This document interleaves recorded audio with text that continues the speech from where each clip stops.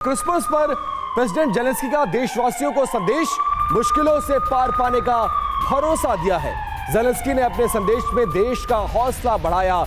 मुश्किल वक्त में लोग त्योहार मना रहे हैं, आने वाले समय में सब कुछ हमारे हक में होगा।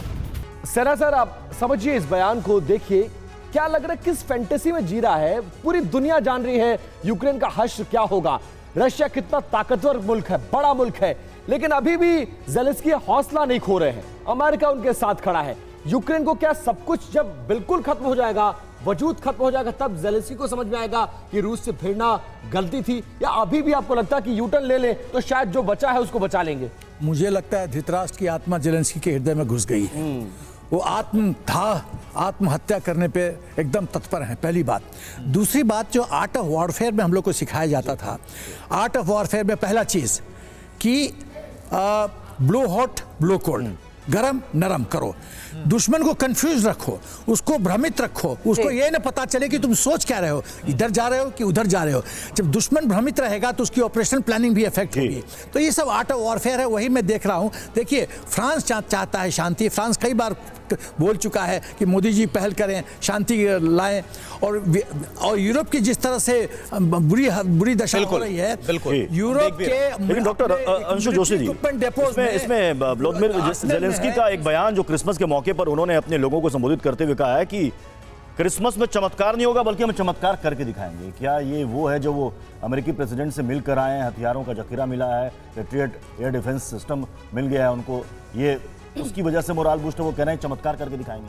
यदि जेलेंस्की पेट्रियट डिफेंस सिस्टम पर इस तरह से बयान दे रहे हैं तो पुतिन ऑलरेडी एक स्टेटमेंट दे चुके कि उसका कबाड़ है और उसका तोड़ रशिया के पास है, और इससे कई बेहतर उनके पास जो S-300 सिस्टम है वो है।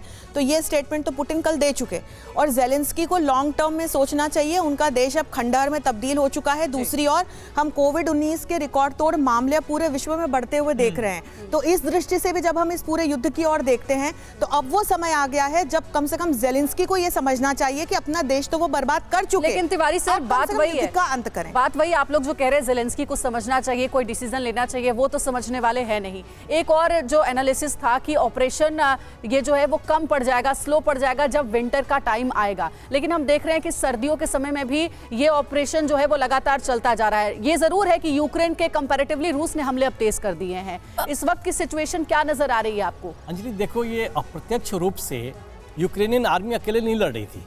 इनके साथ ऑस्ट्रेलिया, यूएस के सबके फोर्सेज लड़ रहे थे जो उनके इक्विपमेंट पर ट्रेंड थे।